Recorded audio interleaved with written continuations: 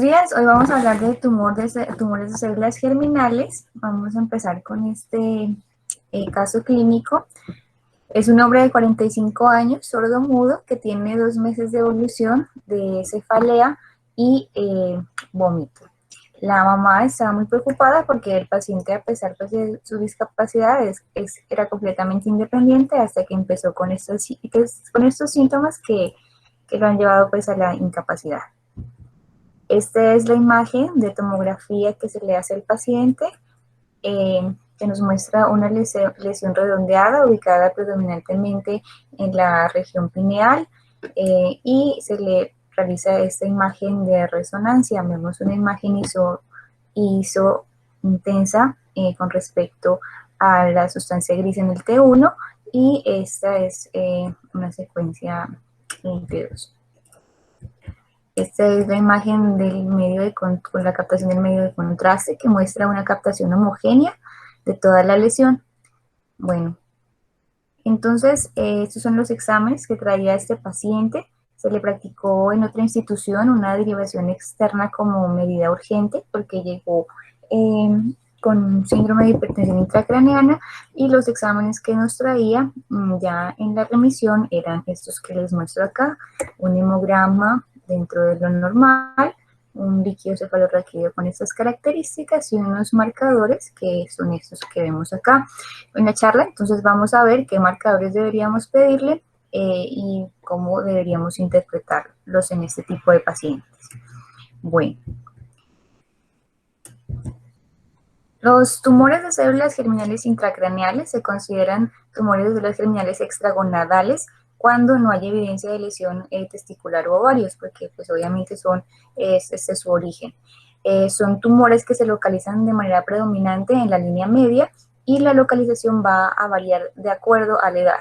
En los adultos, generalmente los tumores de células germinales se van a ubicar extragonadales, ¿no? Se van a ubicar en el mediastino anterior, en el retroperitoneo, y a nivel intracraneal en la región pineal y supracelular de manera predominante. Y en los niños y adultos jóvenes, la mayor frecuencia de esos tumores va a ser intracraneal y a nivel sacrococcígeo. Son tumores frecuentes en la población pediátrica y son infrecuentes en los adultos. La clasificación que conocemos son pues, la más ampliamente utilizada, que son los de tipo germinomas y no germinomatosos. Sin embargo, existen más clasificaciones que son importantes y ya las vamos a ver. Son tumores que tienen un buen pronóstico y los protocolos son variables. También vamos a mirar esta parte. Eso hace que a veces sea difícil tener una misma guía de tratamiento. La epidemiología es altamente variable. En Estados Unidos y Europa, la incidencia representan entre el 0.5 y el 3% de todos los tumores primarios cerebrales pediátricos. Es más frecuente en la primera y segunda década de la vida, pero en Occidente, y en Japón y otros países asiáticos esta frecuencia, esta incidencia se puede aumentar, representa entre el 11 y el 15% de todos los tumores, ¿sí? Inclusive en población estadounidense, pero que tiene ascendencia asiática, esta frecuencia puede ser el doble de cuando se compara con la población nativa. Es infrecuente en adultos y entre los pacientes, entre las personas, pues entre todos los tumores de células germinales, entre los pacientes de 30 a 44 años, pues representa solamente el 9% de los casos. Existe un pico de incidencia y es la segunda década de la vida, entonces entre los 10 y los 20 años, y de ellos la mayor frecuencia de los pacientes los vamos a encontrar entre los 10 y los 14 años. Es mucho más frecuente en hombres, con una razón de entre 4 a 12 por cada mujer. En cuanto a la patogénesis, tenemos dos hipótesis. La primera es que existe una migración anormal de células germinales progenitoras a lo largo de la estría urogenital hasta el primordio gonadal durante la embriogénesis, y esto va a estar dado por una anomalía en varias de las vías de señalización, específicamente las dadas por Carras y las de Emetor. Las células primordiales se van a dividir de forma limitada, a diferencia pues, de las células madre progenitoras primarias, ¿no? Entonces, esa va a ser la diferencia. Y la segunda hipótesis habla de una migración reversa, y es que las células gonadales, ya estando pues en su sitio de destino final, van a devolverse hacia la línea media, y eso va a llevar a las siembras anómalas de tejido en las estructuras que mencionamos al principio. El síndrome de Klinefelter es un factor de riesgo, es una población importante. Ellos tienen hasta 50 veces más riesgo de desarrollar este tipo de tumores, y existe una susceptibilidad genética asociada a este gen que vemos acá. La clasificación, entonces vamos a empezar con la clasificación de la OMS.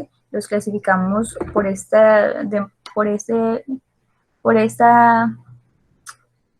organización en germinomas y no germinomas, de acuerdo a la visualización histológica. Los tipos germinomas son la mayoría, representan el 70% de todos los tumores de células germinales, generalmente en población más joven, menores de 20 años, y hasta la mitad van a corresponder a tumores pineales.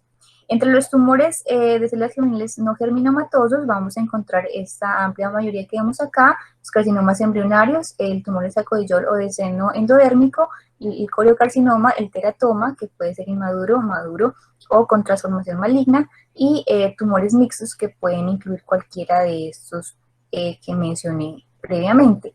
Esos tumores no germinomatosos son más frecuentes, pues tienen un rango de presentación en cuanto a la edad un poco mayor. Generalmente los pacientes pueden llegar hacia los 30 años, incluso superior, y en el caso de los células, de los tumores con presencia mixta, la mayoría van a tener componentes teratoides hasta en un 25% de los casos.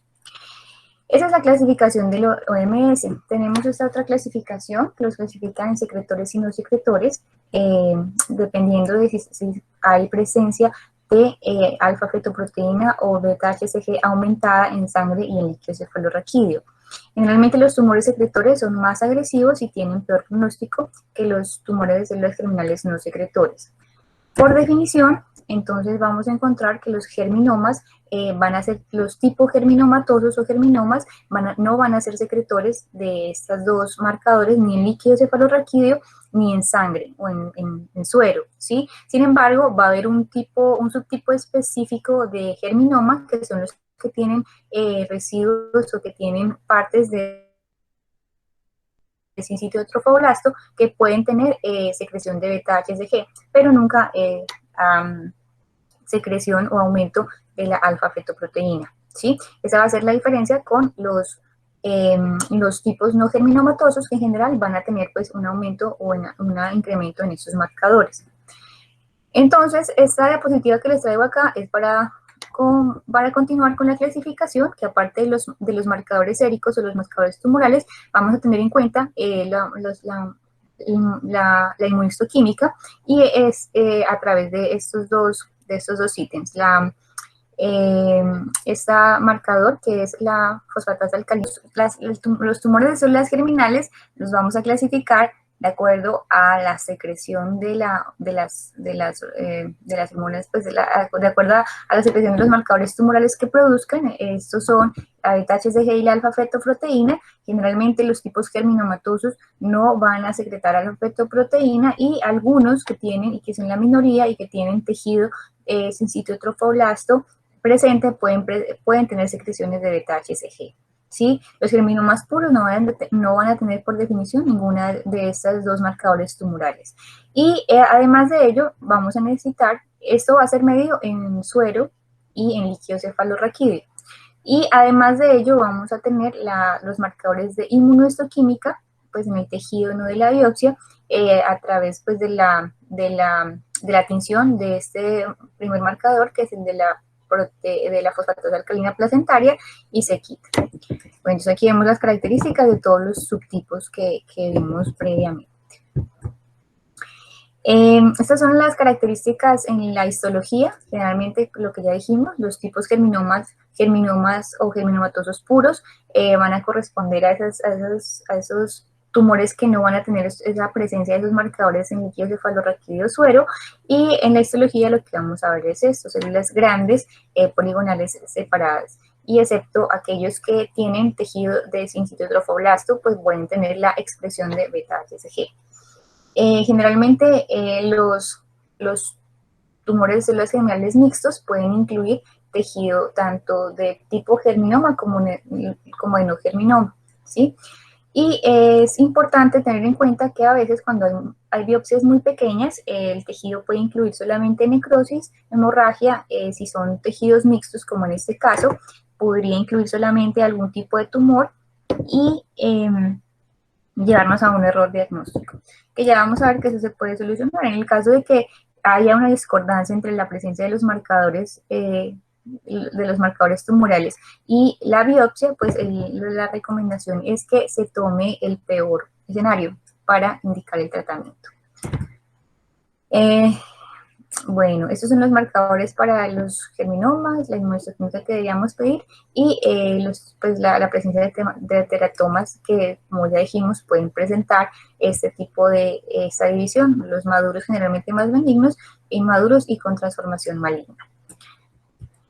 Bueno, los tumores de células germinales no germinomatosos, ¿sí?, que son los menos frecuentes, pueden dividirse entonces en secretores y no secretores, ¿sí?, según el componente del tumor.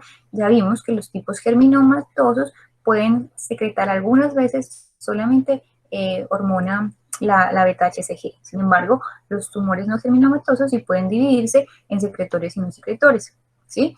En los puntos de corte para saber si existe un aumento de alguna de estos dos marcadores es ampliamente variable. Entonces aquí les traigo los dos consensos, el europeo y el americano, en cuanto a estos factores, ¿sí? Entonces estos son los valores que tienen en cuenta ellos. Por ejemplo, para los europeos recomiendan pues que sea un valor de mayor a 25 para la fosfatasa alcalina, para la alfa-fetoproteína, y beta-HCG mayor a 50 y un valor un poco superior para los americanos. Es importante estos valores porque eso a veces es lo que nos diferencia entre las recomendaciones de los diferentes estudios que vamos a ver más adelante sobre cuándo elegir o cuándo favorecer más en la toma de una biopsia. Generalmente las guías americanas están más a favor de que a todos los pacientes se les debería confirmar el tratamiento, el diagnóstico con biopsia. Y los de países europeos y asiáticos están más a favor de que algunos pacientes, cuando los marcadores séricos son francamente aumentados y la imagen es completamente clara, podría evitarse.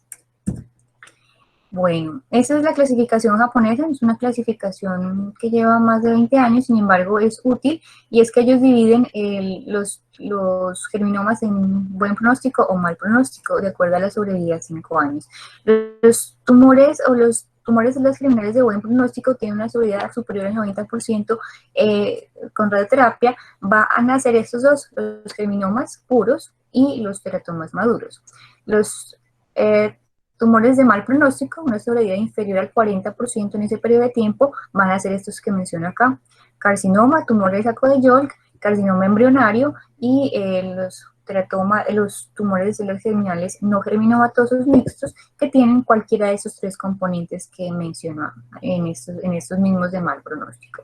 Todos los demás van a tener un pronóstico intermedio y la sobrevida de 5 años va a estar alrededor del 70%. Van a tener unas características clínicas importantes. La primera es la localización. Son tumores casi exclusivamente de la línea media, como el de nuestro paciente, que vimos una lesión ubicada en la región pineal. Generalmente en esta zona se van a ubicar hasta el 60% de las lesiones, y el segundo lugar más frecuente de los tumores de las germinales intracraneales va a ser la localización supracelular, hasta en el 40% de los pacientes. Pueden tener otras localizaciones, pero son infrecuentes. Estas son los ganglios basales, el tálamo, los hemisferios cerebrales e incluso el cerebelo. Existe un subtipo que se le ha llamado bifocal y es la presencia de tumor tanto en la región pineal como supracelular.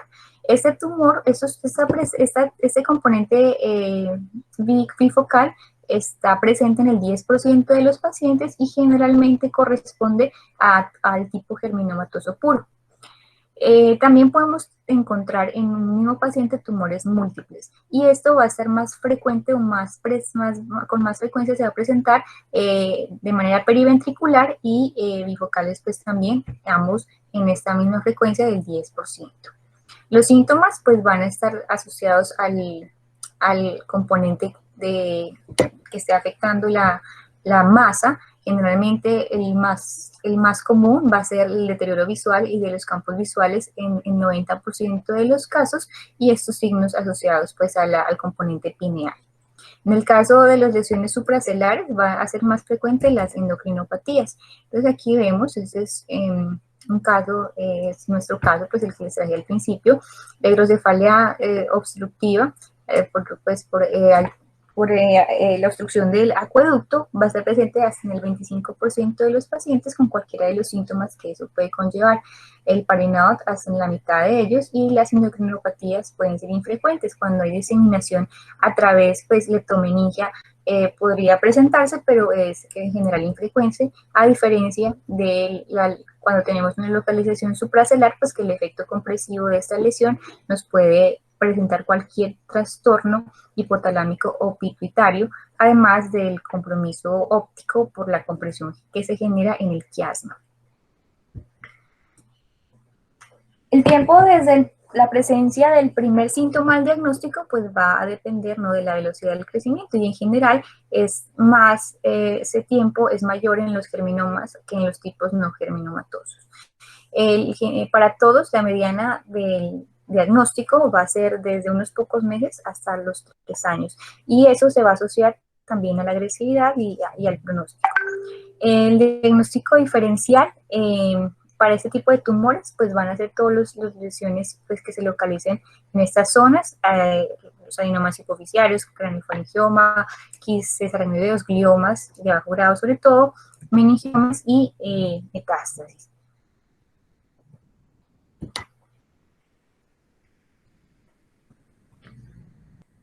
Bueno, cuando tenemos estos pacientes, entonces el diagnóstico, pues vamos a llegar al diagnóstico después de tener un paciente con cualquiera de estos síntomas al que le hemos practicado una imagen de resonancia. Generalmente la diseminación leptomeningia la podemos encontrar en el 30% de los casos y diseminación ventricular en el 10% de los pacientes. Es por eso importante que todos los pacientes a los que se les sospeche este tipo de tumores celulares germinales, necesitan una resonancia simple y contrastada de todo el eje craneoespinal. Bueno, los marcadores tumorales que vamos a evaluar, entonces son la alfa-fetoproteína y la beta-HCG en suero y en líquido cefalorraquídeo, ¿sí? Y como ya les acabé de mencionar, sobre todo para los grupos americanos, todos los pacientes deberían tener una biopsia para el diagnóstico y para los grupos europeos y asiáticos, en caso de que los marcadores de la imagen sea completamente reveladora, pues pudieran en el caso pues, de tumores no secretores, pues sería como la indicación de biopsia.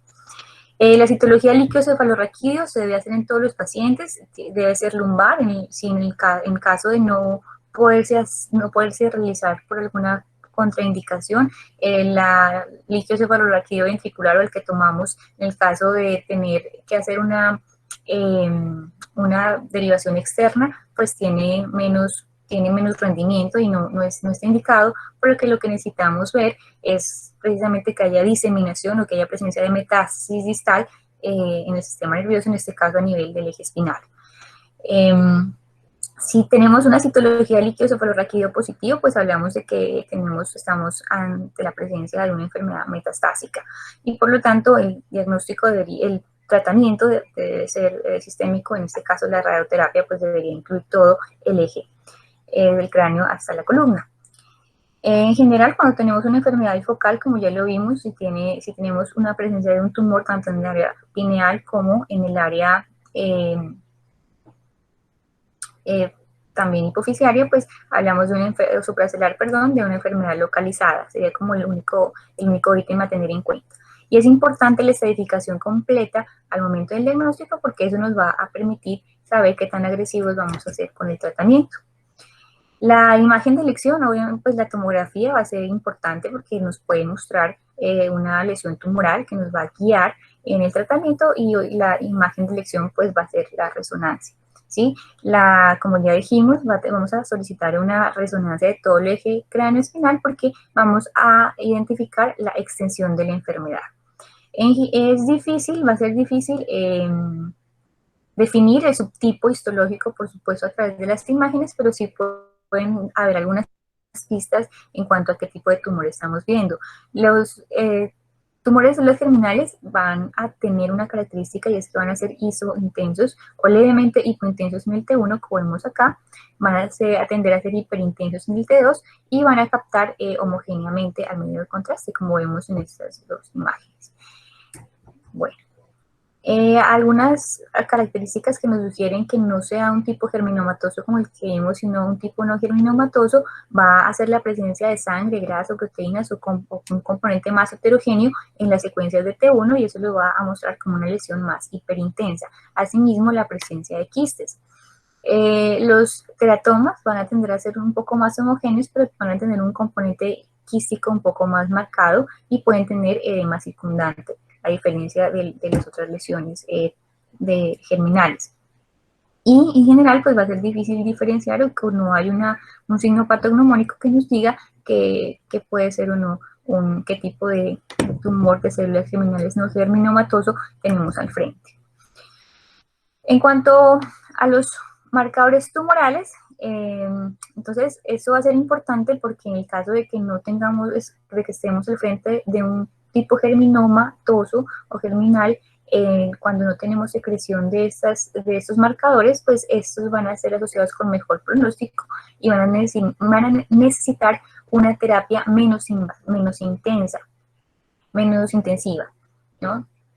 Los puntos de corte, como ya vimos, no están definidos de manera universal y las recomendaciones actuales del grupo de Cambridge dicen que deberían basarse en las recomendaciones del grupo local de los límites superiores de cada institución.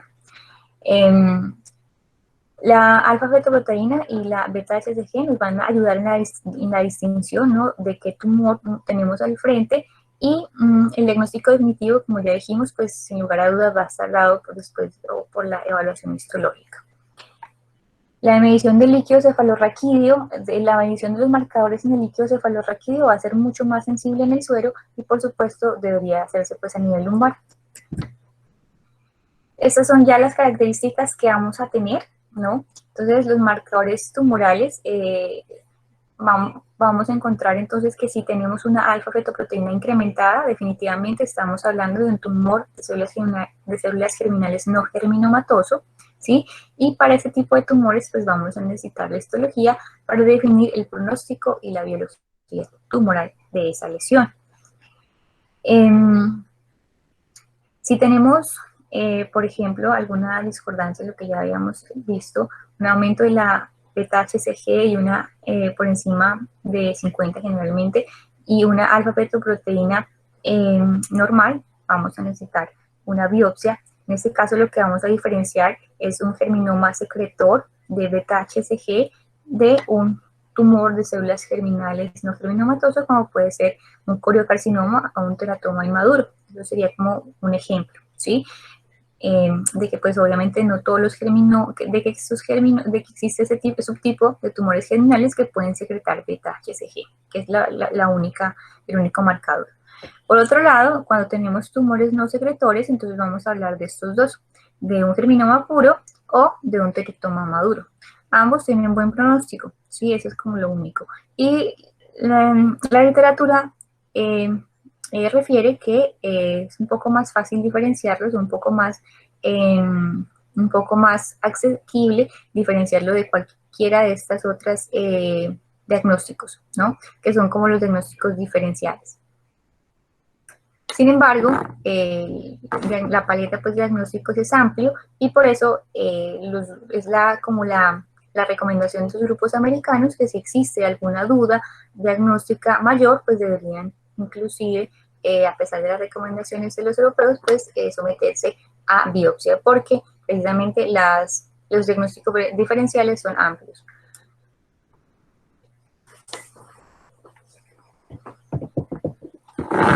Bueno, cuando tenemos entonces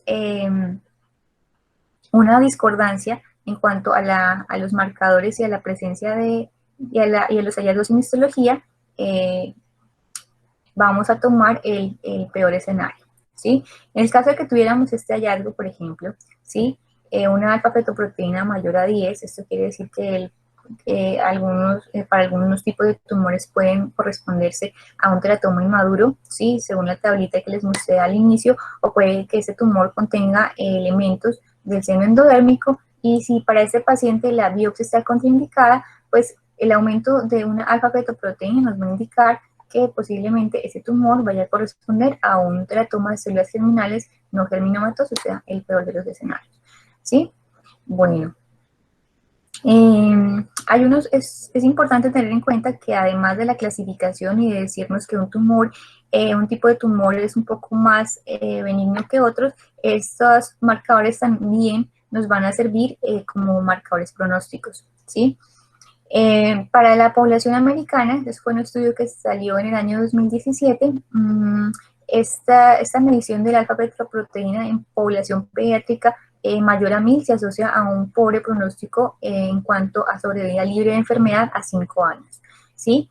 Esto lo vamos a ver también más adelante. Estos pacientes, cuando se compararon los que tenían más de 1000 en la medición inicial o en el previo al inicio del tratamiento, la sobrevida de ellos era del 70% en comparación con el 90% de los pacientes que no tenían este marcador.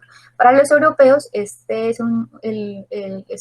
marcador es de alto riesgo de mal pronóstico si sobrepasa los 1400 o el paciente es diagnosticado a una edad de 6 años o menos. Bueno. La citología del ictocefalorraquídeo va a ser mandatoria, todos los pacientes pues deben tenerla, y lo que nos va a permitir diferenciar es si estamos al frente de una enfermedad metastásica. Y en ese caso pues necesitaríamos que el paciente sea sometido a una irradiación craneoespinal. En cuanto a la cirugía, pues lo que vamos eso es a manera de introducción, ya vamos a ver cada ítem en particular. En cuanto a la cirugía, entonces vamos a ofrecer pues dos cosas, una biopsia a todos estos pacientes y en el manejo del síntoma agudo, específicamente la hidrocefalia, a través pues del mejor método que consideremos. La histología discordante con marcadores en líquido cefalorraquídeo o suero, pues vamos a resolverlo a través de resultados asociados con peor pronóstico. Eso es lo que les he venido mencionando. Por ejemplo, si en el tejido tenemos el reporte de la histología nos muestra un tumor tipo germinal o germinoma y en los marcadores encontramos que tenemos una alfa-fetoproteína aumentada, pues obviamente ese paciente no lo vamos a tratar como un germinoma puro, sino como un tumor de células germinales no germinomatoso. Por el contrario, si tenemos en el tejido histológico un reporte de un tumor no germinomatoso asociado y en los marcadores en sangre o en líquido cefalorraquídeo tenemos beta-HCG y alfa-fetoproteína normales, pues igualmente ese paciente lo vamos a tratar como el peor de los escenarios, que sería un tumor de células no germinomatoso. Bueno, en cuanto es importante también tener en cuenta que pues, la histología va a ser muy importante, porque si se confirma la presencia de un teratoma maduro, pues la cirugía va a ser la elección y el manejo curativo de estos pacientes y no van a necesitar ningún otro tratamiento, ¿sí? Los germinomas puros y los tipos germinales van a ser exquisitamente sensibles a la radioterapia y ese va a ser el tratamiento de elección. En cuanto a los no germinomatosos, pues el tratamiento es multimodal, entre ellos radioterapia, quimioterapia y para algunos pacientes la resección de la lesión como una cirugía propuesta como de segunda mirada o, después, o de segundo paso.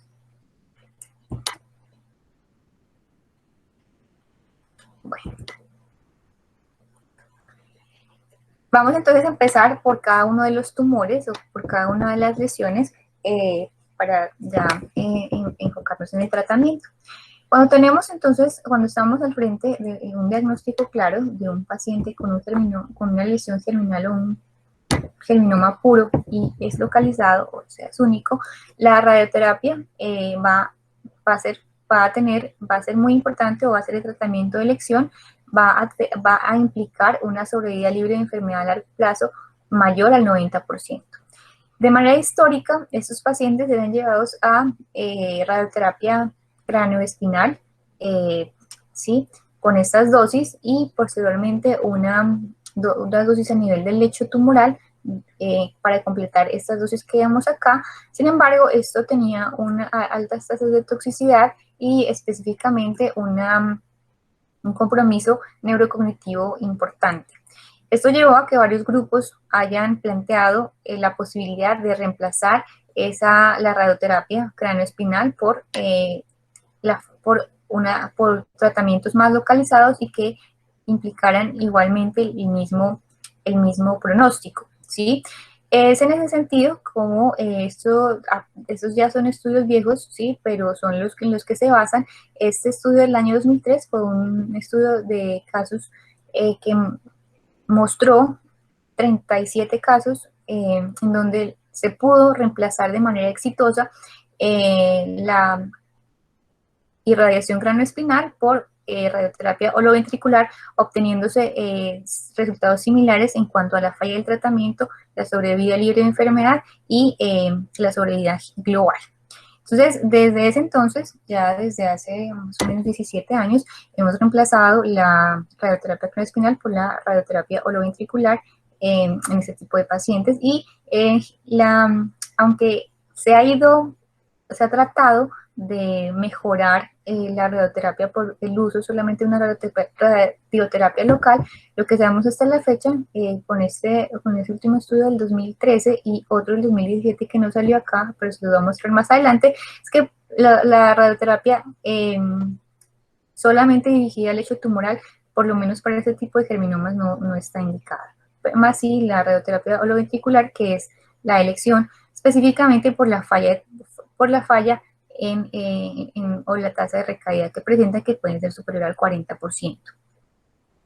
Bueno, a algunos pacientes se han tratado de disminuirle la dosis de radioterapia a través de la quimioterapia neoadyuvante, ¿sí?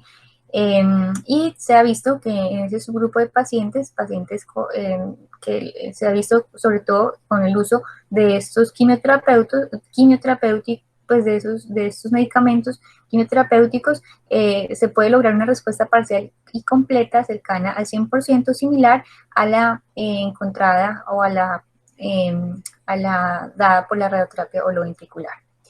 La quimioterapia sola no tiene ninguna injerencia en este tipo de tumores. En el caso pues, en los estudios, lo que se ha visto es que la recurrencia puede estar presente hasta en el 58% de los casos, de tal manera que la quimioterapia para los tipos germinales puros no está indicada. Esta es una imagen que nos muestra pues uno de los estudios en donde se evidencia cómo la terapia holocraniana, la radioterapia holocraniana tiene similares comportamientos en la sobrevida y en la recaída, en el tiempo de sobrevida libre de enfermedad a 5 y a 10 años, ¿sí? De manera similar a cuando se aplicaba pues la irradiación craneoespinal. Bueno. Cuando estamos al frente de un paciente que tiene una enfermedad diseminada, es decir, ese paciente al que le hicimos la estadificación y no solamente tenemos la lesión local, es un caso muy diferente porque ese paciente ya no se va a beneficiar de un tratamiento más localizado, sino que va a necesitar la radioterapia craneoespinal por supuesto. Y tenemos que sacar de este grupo de pacientes a aquellos que tienen germinomas bifocales, a los que les mostraba que tenían lesiones solamente en la región pineal y en el área supracelular. La mayoría van a seguir, a pesar de ser diseminadas, van a seguir siendo quimiosensibles y a pesar pues de que sean diseminados y que tengan una recaída, el retratamiento de estos pacientes va a ser nuevamente el régimen inicial que les he propuesto previamente. Bueno.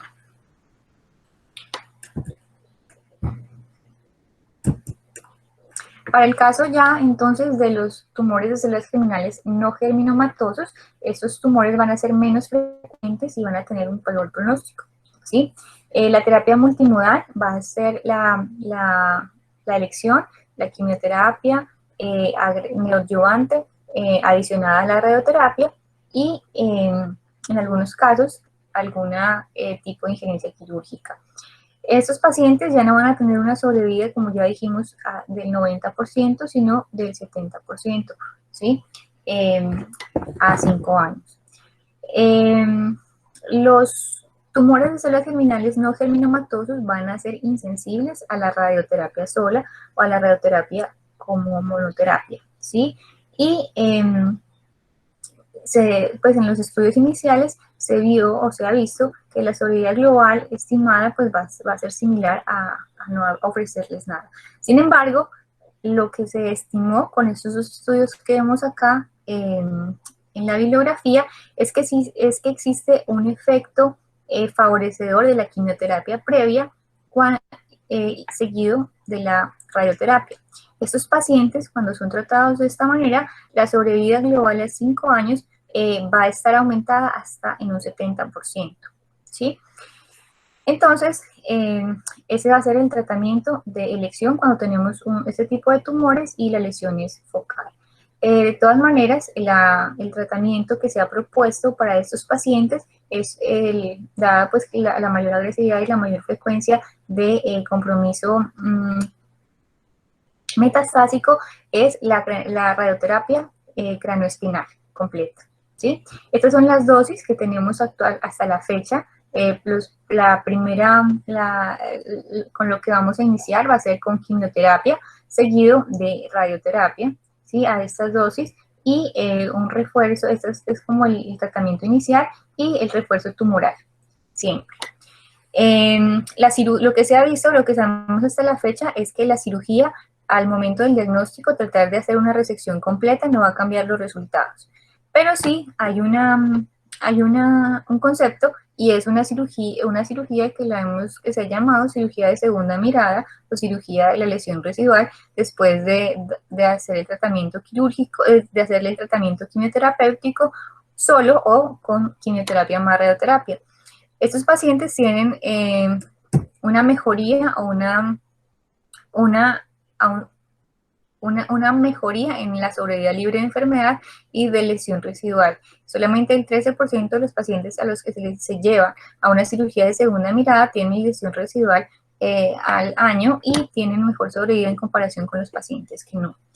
Esta es la imagen del estudio del 2015, ¿sí? Aquí vemos cómo no existen diferencias si comparamos la sobrevida de los pacientes, de todos los pacientes, ¿sí? De todos los pacientes incluidos en este estudio, que fueron 112, y si los dividiéramos a los que se llevó a resección completa, ¿sí? Entonces, si los comparamos, pues no existe diferencias, y por eso es que decimos, también hay varios estudios adicionales a este, ¿no? Por eso es el más representativo en cuanto a la cirugía inicial no recomendada para esos tumores. Sin embargo, sí se ha visto que los pacientes que tienen lesiones residuales importantes, después de haber hecho el tratamiento inicial, que es el que planteamos, pues esos pacientes iban a mejorar en cuanto a su sobrevida y al porcentaje de lesión residual después del tratamiento.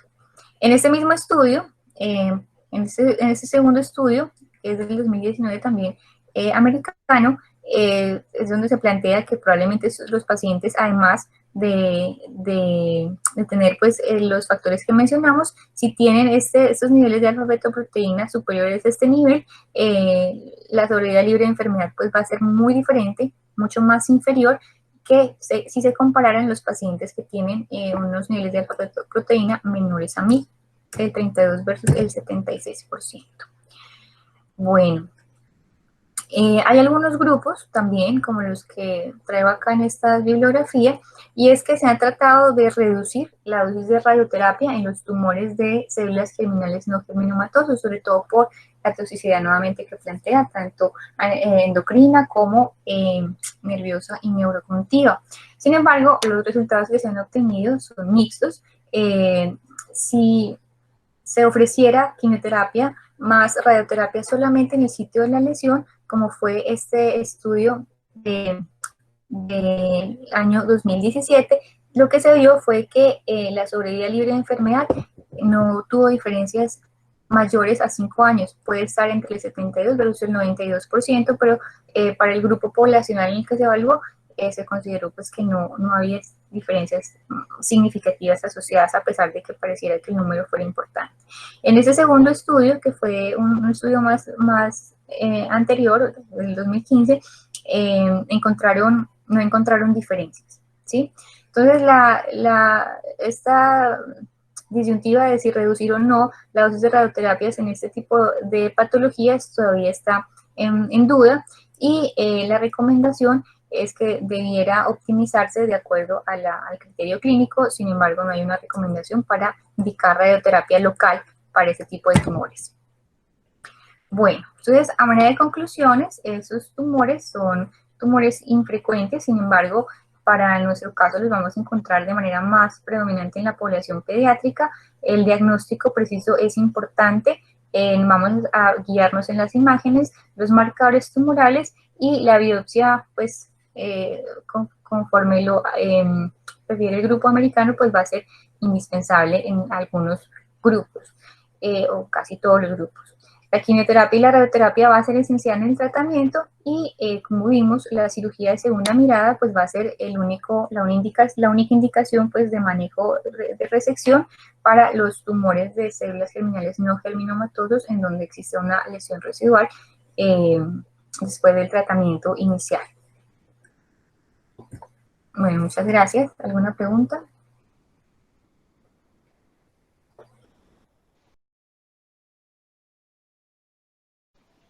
Amanda, muchas gracias.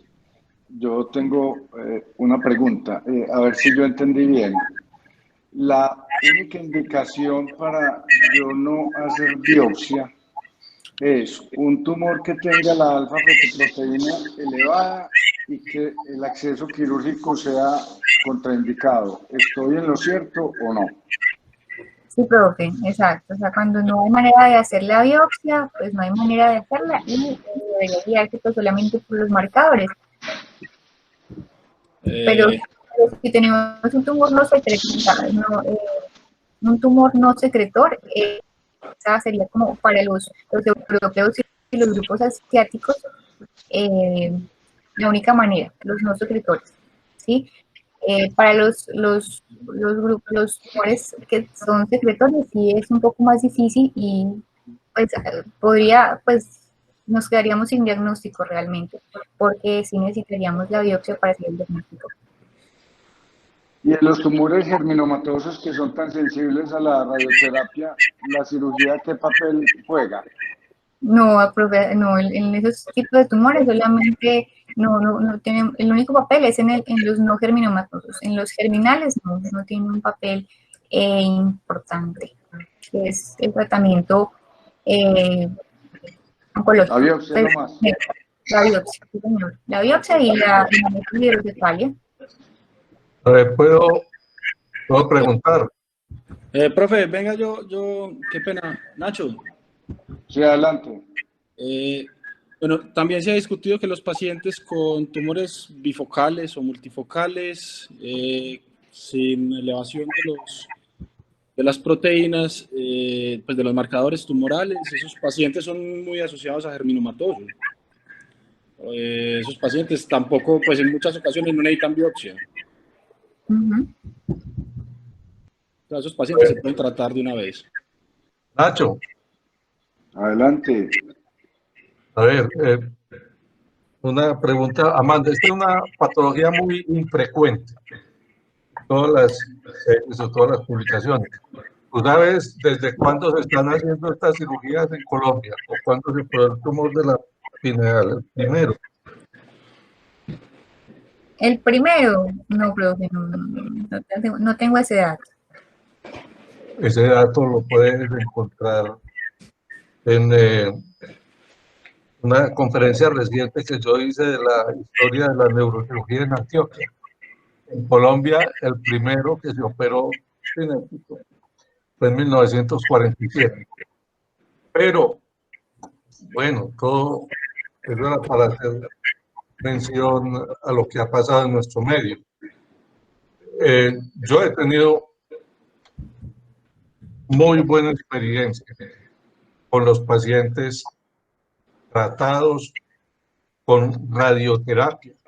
La radiocirugía obviamente es una opción mejor. Hubo un caso, a ver, todavía hay un momentito, no sé si puedo presentar unos casos, me gustaría, pero hubo un caso de un paciente que me remitieron para una biopsia estereotáctica, un joven que terminaba bachillerato y presentó hidrocefalia. Yo, como vi una lesión muy extensa, muy grande, solicité inmediatamente la radioterapia. Los radioterapeutas no quisieron hacerle radioterapia. Como estaba la mamá tan desesperada, ella de su cuenta le ordenó una escanografía donde se vio progresión de la lesión. Entonces, como no quisieron los radioterapeutas dar la radioterapia, los oncólogos del Pablo Tobón le ofrecieron la quimioterapia y yo estaba seguro de que ese paciente iba a morir, por lo que el efecto fue el tiempo que tarda primero la radioterapia, pero segunda la quimio. La sorpresa mía es que a los 3 meses esa lesión había desaparecido. Entonces, esos 2 tratamientos me parecen bastante efectivos y en los que hay que pensar, pues como ya dijiste. Y los riesgos de la cirugía, o sea, la biopsia en esa zona, a pesar de todos los temores y los riesgos, no son muy grandes. Yo no recuerdo de que ninguno de mis 15 pacientes intervenidos se hubiera muerto por una hemorragia que sería letal, o tal vez uno. Pero una cirugía a cielo abierto termina también siendo en muchísimos casos una biopsia. En otros se hará la reducción total, pero yo pienso que son muy escasos y los riesgos son muy altos. Esa es la impresión que tienen. Si quieren, yo puedo mostrar las diapositivas de las imágenes de esos pacientes.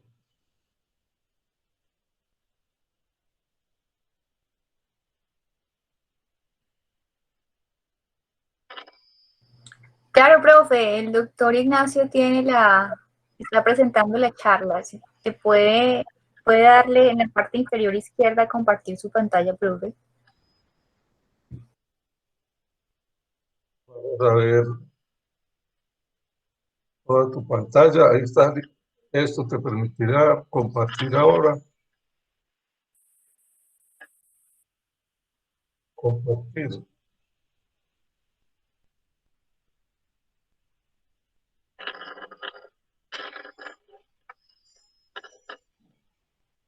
Listo, ya me imagino que lo estén viendo. ¿Están viendo la presentación? ¿Qué hubo? Sí, señor. Bueno, muy bien. Entonces, aquí está. Fíjense aquí, la tomografía del paciente cuando se le hizo el diagnóstico le puso la derivación. Esta fue la previa. Cuando se demoraron en darle la radioterapia, la mamá después le pidió una tomografía, se la hicieron, y esta fue la lesión con la que le empezaron a hacer la quimioterapia. A los 3 meses, esta fue la resonancia del paciente que estaba perfectamente bien. Estas son imágenes tardías, pues a los 2 o 3 meses, o sea que la quimioterapia prácticamente le hizo desaparecer la lesión. No tengo más controles, pero se ve que es una masa grande que se redujo de tamaño. Y por acá tengo más pacientes que fueron los que se les hizo biopsia y después radioterapia urocraneana. Aquí se ve también otro paciente, aquí hay otros pacientes, otros más. Este es un tumor, no sé, no recuerdo el diagnóstico, pero vean otros tumores de la pineal tratados con biopsia y radioterapia. Entonces me parece que la opción, sí, obviamente que ya se fue mencionado que la quimioterapia y la radioterapia son tratamientos muy efectivos y el tratamiento quirúrgico puede ser muy riesgoso y finalmente en muchos casos va a terminar en una biopsia solamente. Ok, los doctores oncólogos quieren hacer algún comentario, el doctor Maicos.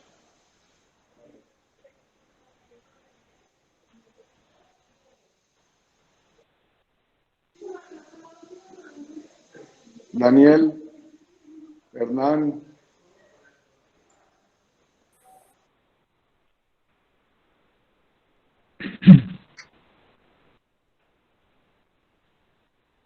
¿Qué tal, doctor Sanz? ¿Cómo está?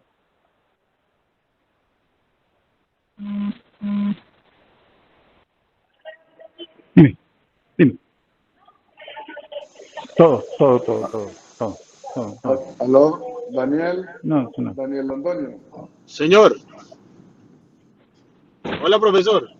Adelante. ¿Adelante de qué? No, ¿aló? Sí, ¿cuándo opinas que la cirugía es útil en estos tumores? ¿En qué tipo de Bueno. tumores específicamente? Bueno, yo creo sinceramente que la cirugía en los tumores, pues en los germinomas en general, yo creo que ha ido reduciendo su papel cada vez más. Y estoy de acuerdo pues con el doctor Cadavid en cuanto a las conversaciones que hemos tenido en que las cirugías para este tipo de tumores son de alto riesgo. Los abordajes son difíciles y yo creo que la biopsia es en estos momentos la que más ha cobrado protagonismo. Pero, como lo dijo Amanda, hay unas cirugías de revisión. Aquellos pacientes, y son como criterios muy específicos, aquellos pacientes que tienen enfermedad estable con disminución de la beta-HCG, pero que tienen residuos de 1 centímetro, y uno lo revisa a los 6 meses, al año, y en consenso con los oncólogos dice, hay que entrar a cirugía. O los pacientes que tienen residuos de 1 centímetro y tienen progresión y han respondido parcialmente, por ejemplo, a la terapia, uno los puede llevar a cirugía. Pero son cirugías más de revisión. Creería yo que en germinomas como tal, los resultados con quimio y radio son tan buenos que no justifican el riesgo de cirugías grandes en la mayoría de los casos. ¿Y la No sé qué opina el doctor. La radiocirugía la dejamos para cuáles casos? Pues, profesor, la mayoría de lo que se ha estudiado es con holoventricular y radioterapia al lecho. Pero en estos momentos yo creería que la radiocirugía en los tumores localizados, en la enfermedad local, tiene un papel casi igual que la radioterapia. O sea, la enfermedad local es que usted tiene un líquido cefalorraquídeo negativo, no tiene diseminación leptomeningeal, o sea, un M0, pues, sin metástasis. Yo creería que la radioterapia tiene un papel muy importante en ese tipo de pacientes. No Ok. sé qué, yo sí quisiera oír el concepto del doctor Salas, profesor Nacho, porque creo que tiene una experiencia muy buena en eso. Un momento que la doctora Laura Morales nos quiere hacer un comentario. Sí. Adelante, doctora. Hola, buenos días, muchísimas gracias por la invitación. ¿Me escuchan? Te Sí, señora. escuchamos perfecto.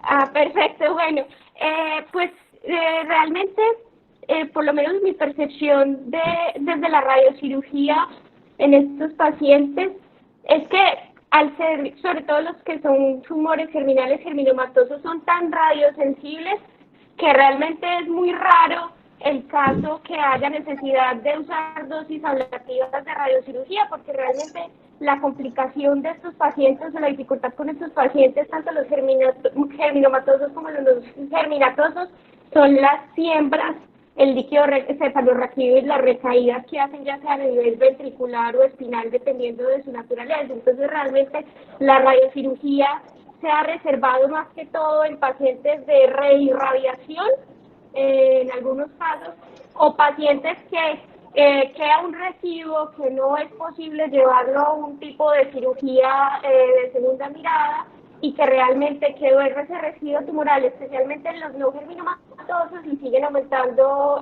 marcadores y sigue aumentando las lesiones, como la mayor experiencia que hay de radiocirugía, pero realmente es inusual que se tenga que utilizar por la buena respuesta que tienen estos tumores a la radiación. Gracias, doctora Laura. El doctor Zorro Gracias nos a va a hacer un ustedes. comentario. Buenos días. Pues les comento que cuando la historia de la neurocirugía y cómo nos formamos, todos los tumores de la pineal eran quirúrgicos. Desafortunadamente para los pacientes, muy afortunados para nosotros, nuestros profesores eran titanes porque se hacían cirugías tremendamente grandes, pero viene a mi memoria que operamos por vía infratentorial supracerebelosos disgerminomas. Les estoy hablando de hace varios años. Afortunadamente cambiamos, la neurocirugía evolucionó para bien y hoy por hoy hacer ese tipo de abordaje, ese tipo de cirugías tan grandes con unos resultados a veces no tan halagadores para los pacientes, hoy en este momento es un exabrupto. Quería hacer un comentario. El paciente con digerminoma, nosotros lo tratamos dependiendo si tiene hidrocefalia o no tiene hidrocefalia. Si tiene hidrocefalia, lo que hacemos es, por vía endoscópica, se hace una tercer ventriculostomía, se le soluciona la hidrocefalia y se toma la biopsia. Si el paciente nos llega referido ya está derivado o no tiene hidrocefalia, optamos por la biopsia por estereotaxia. Más o menos tenemos unos 8 o 9 pacientes tratados con biopsias por estereotaxia sin complicaciones, aunque es una zona compleja, muy vascularizada. Y el tratamiento en lo que concierne a la radiocirugía y a la radioterapia, es un tumor radiosensible por el tamaño. Generalmente son tumores grandes, están pegados a estructuras como el tallo cerebral, entonces no es un tumor ideal para radiocirugía con una dosis alta. Preferimos hacer radioterapia fraccionada con muy buenos resultados, con unos casos muy similares a los que presenta el doctor Cavie. Muchas gracias. Gracias, doctor Zorro. ¿Alguien más tiene algún comentario?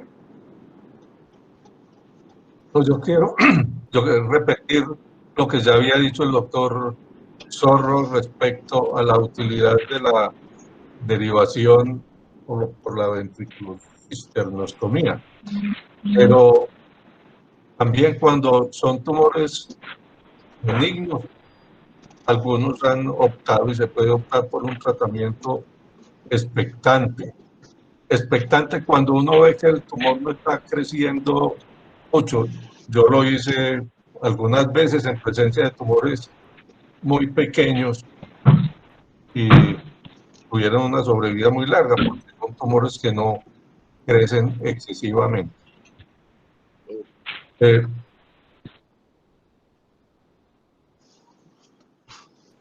Ok, muchísimas gracias a todos. Les recordamos que el martes no tenemos Profe, Sí, adelante. profe Michael Zapata, oncólogo, ¿bien o qué? Yo lo estábamos buscando ahorita. Ah, como que no, profe, a ver, lo cuento rápido. Entonces, un tumor germinal, un tumor, o sea, una imagen sugestiva de tumor germinal en el sistema nervioso central es un tumor germinal originado en el testículo o a veces hasta primarios mediastinales hasta que no se demuestre lo contrario. O sea, no se confíen y siempre que tengan una imagen, que alguien la lea como un tumor germinal en el sistema nervioso central y sobre todo, más aún cuando sean múltiples, siempre hagan evaluación testicular, ¿cierto? Siempre hagan evaluación testicular. Hace poco nos pasó con un niño, no por ustedes, sino que entró por otra especialidad y lo que tenía era un tumor testicular, ¿cierto? Entró por otra especialidad porque le estaban sospechando un linfoma en el mediastino y nadie le había tocado los testículos y tenía un testículo de 7 centímetros, duro, ¿listo? Entonces, siempre que la imagen cerebral le sea compatible con un tumor germinal, hay que hacerle un examen físico completo, primero. Segundo, la respuesta a la o sea, primero, felicitar a Amanda, excelente presentación, tiene muy claro lo del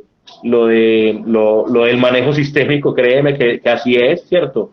Ponemos quimioterapia y así tengamos respuesta completa y eso a veces es difícil, no crean, a veces es difícil, pues, sobre todo cuando la radioterapia la hacen en otros centros, así tenga respuesta completa hay que irradiarlo. Lo que dijo Amanda es claro, así tenga respuesta completa, la recaída es en más de la mitad cuando no se hace radioterapia. O sea, la radioterapia va o va, listo.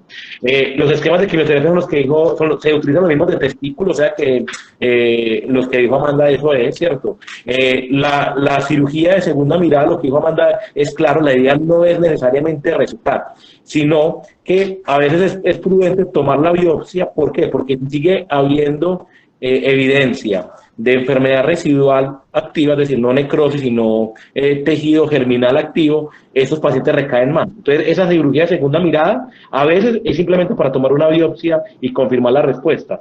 Los que tienen respuesta completa, lo que dijo Amanda es claro, menos del 13% vuelven a recaer. Eso, esa segunda mirada es más una biopsia. Y el papel de ustedes es muy importante por muchas cosas. Uno, a veces la biopsia cuando los marcadores no le cuadran a uno, como acaba de decir Amanda, uno. Y dos, a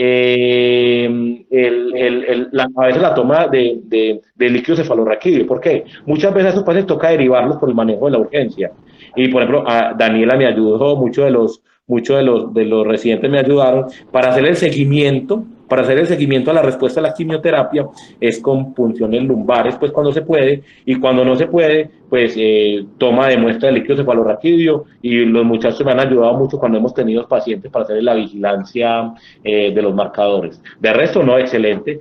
Siempre me ha generado la duda es cuando la radioterapia espinal, porque pues conocemos en neuroblastomas y en otros contextos que la radioterapia espinal siempre ha sido muy, muy tóxica. Y aquí siempre lo que decía el doctor al principio era irradiar el ventrículo sí, pero irradiar cráneo espinal siempre me ha generado la duda cuando en realidad es que consideran ese tratamiento. Y muchas gracias, hágale. Buenas, Nacho. ¿Aló? ¿Aló? Nacho. Adelante. Michael, gracias. Profesor Nacho. Adelante, Daniel. Aló. Bueno, yo creo pues que lo que planteamos de presentar o la intención de presentar este tema era una de esas preguntas de cuándo irradiar, cómo ser juiciosos con el protocolo. Entonces, como para resumir y responderle también la pregunta al profesor es, uno, ser muy juiciosos con el protocolo de estadificación de los germinomas, creo que es uno de los puntos más importantes que tiene que quedar en esta charla. Es decir, nosotros, y yo lo he visto pues en algunas ocasiones en los cuales nos centramos en hacer la endoscopia cuando los pacientes llegan con hidrocefalia, hacer la ventriculocisternostomía y tomar la biopsia cuando se puede, que es lo ideal. Se nos olvida muchas veces que en esa misma etapa podemos hacerle de una vez la punción lumbar y estadificarlo, y nos toca llevar a los pacientes después a la punción lumbar o perderse. Pues, y dañar el protocolo. Dos, la radioterapia pues, craneoespinal se hace siempre que haya células en la citología, en la punción lumbar. Si hay siembras, pues obviamente se hace, pero cuando hay citologías positivas, de una vez se entra a radioterapia craneoespinal. Eso significa que ya hay una M1. Y la otra cosa es no acosarnos con los pacientes, como decía el doctor Salas. Así los pacientes tengan lesiones relativamente grandes, que es lo que vemos en nuestro medio, no hay un papel ya adecuado para llevar a los pacientes a cirugía de afán. No, o sea, a los pacientes se les hace una buena estadificación, se les hace una biopsia, ya sea estereotáxica o ojalá, pues si se puede, por endoscopia, solucionándole de una vez la hidrocefalia cuando llegan con ella. Y el tratamiento principal en este momento, el eje, es de los oncólogos y los radioterapeutas. Esa es como la idea que queríamos dejarle presentar el seminario. No sé si pues alguien...